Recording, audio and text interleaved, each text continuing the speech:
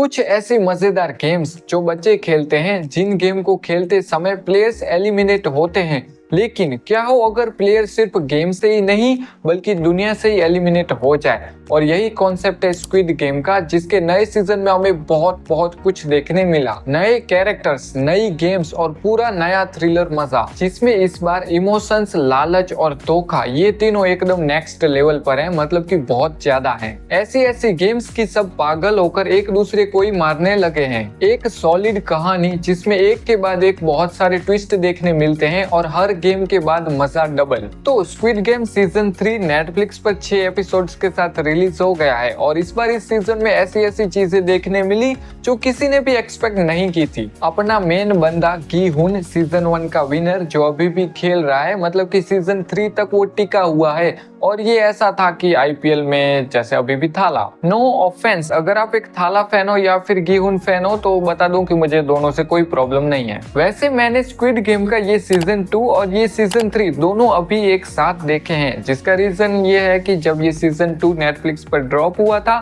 तो मेरे चल रहे थे एग्जाम, तो मैंने तब नहीं देखा। और एग्जाम खत्म होने के बाद जब मैंने सोचा कि अब देखता हूँ तो मेरे बड़े भाई ने तब ये सीजन ऑलरेडी देख लिया था और उसने मुझे कहा कि अभी कहानी अधूरी है, जो कि सीजन 3 इसका 6 महीने बाद आएगा तो उसमें पूरी खत्म होगी। तो फिर मैंने सोचा कि अभी रहने देता हूँ, जब दोनों सीजन आ जाएंगे तो साथ में देखूंगा। And here we are. और कहानी अधूरी से मेरा मतलब है कि जो इसका सीजन 1 था उसके अंदर हमें 6 गेम्स देखने मिली थी, तो वहीं यहाँ पर हमें सीजन 2 और सीजन 3 दोनों को मिलाकर 6 गेम्स देखने मिलती हैं। कॉन्सेप्ट तो इस सीरीज का आपको पता ही होगा, जिसमें कुछ गरीब, लाचार और लालची ऐसे इंसान जिन पर बहुत बड़ा कर्ज है, उनको एक जगह पर इकट्ठा किया जाता है और उनसे गेम्स खिलवाई जाती हैं। गेम्स होती तो एकदम सिंपल और बच्चों वाली, लेकिन उनके अंदर अगर कोई एलिमिनेट हो जाता है, मतलब कि हार जाता है, तो उसे वहीं पर मार दिया जाता है। इस गेम में कुछ अच्छे इंसान भी हैं, लेकिन वहीं दूसरी तरफ एक नंबर के हरामी और एकदम लालची इंसान बहुत ज्यादा हैं। जैसे कि ये बुड्ढा, जो कि शकल से ही एक नंबर का कमीना, हरामी और लालची इंसान लग रहा है।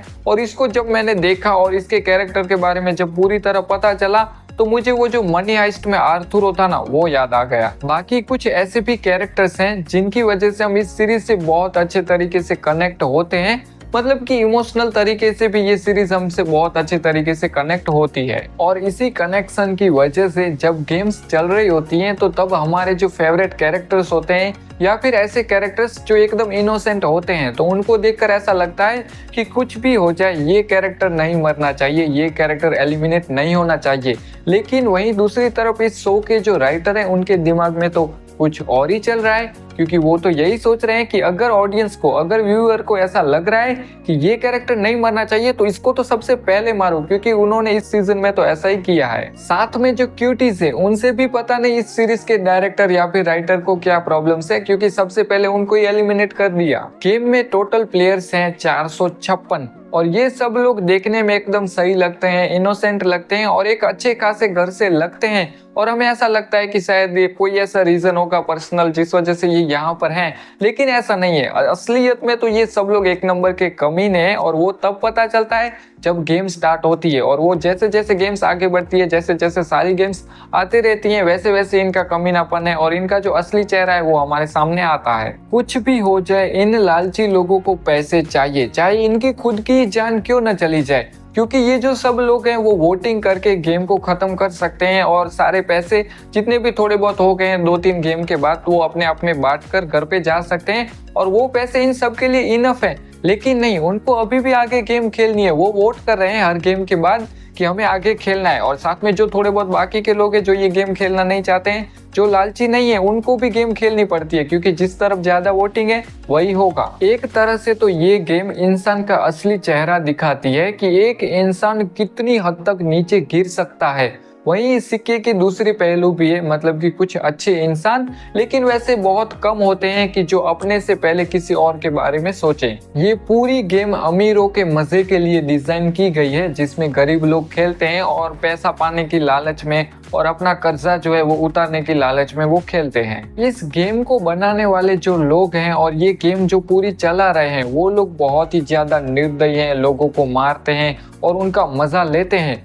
पर मुझे ऐसा लगता है कि एक तरफ वो एकदम ईमानदार भी है क्योंकि रूल्स को फॉलो करते हैं और जिसका जितना पैसा है वो उसको दे ही देते हैं, चाहे जो कुछ भी हो जाए। इस सीजन 3 को देखते समय मुझे ऐसा लग रहा था कि अब इसकी कहानी यहीं पर खत्म हो जाएगी, आगे हमें कुछ देखने नहीं मिलेगा।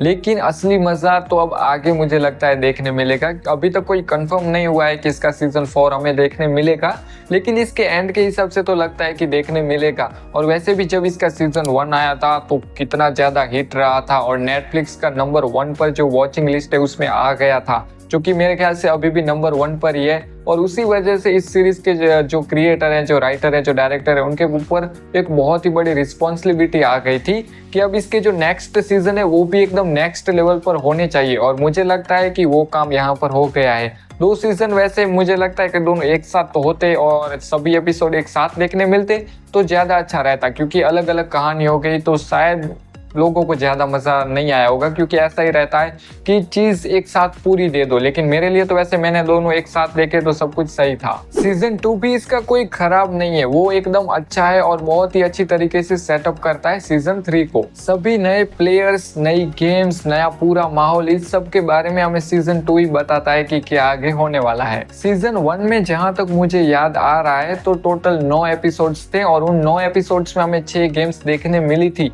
वहीं अगर यहाँ पर बात करें तो सीजन 2 में 7 एपिसोड्स और इस सीजन 3 में 6 एपिसोड्स, तो टोटल हुए 13। तो यहाँ पर हमें 13 एपिसोड्स के अंदर 6 गेम्स देखने मिलती हैं। तो इस बार कुछ ऐसी चीजें हैं जो थोड़ी हमें ज्यादा देखने मिली। अभी बहुत सारी ऐसी चीजें हैं जो मैंने आपको इस वीडियो में नहीं बताई, क्योंकि मैं चाहता हूँ कि आप खुद ही उसको एक्सपीरियंस करो और फील करो कि क्या वो चीजें हैं, क्योंकि अगर मैं स्पॉइल कर दूंगा तो आपका मजा खराब हो जाएगा। और वैसे मैं स्पॉइल करना मैं बिल्कुल भी पसंद नहीं करता। मैं किसी को स्पॉइलर वैसे जानबूझकर देता नहीं हूँ और मैं चाहता हूँ कि मुझे भी कोई वैसे स्पॉइलर ना दे, क्योंकि वो मुझे नहीं पसंद तो मैं भी किसी को नहीं देता हूँ। एंड अभी कुछ ऐसी अधूरी चीजें भी हैं, मतलब कि ऐसे सवाल हैं जिनके जवाब हमारे पास नहीं है, जो कि उम्मीद करते हैं कि अगर इसका नया सीजन आता है तो उसमें हमें सारी चीजें पता चल जाएंगी। एंड इस गेम का जो फर्स्ट राउंड था उसका विनर तो हमें पता है, प्लेयर नंबर 456।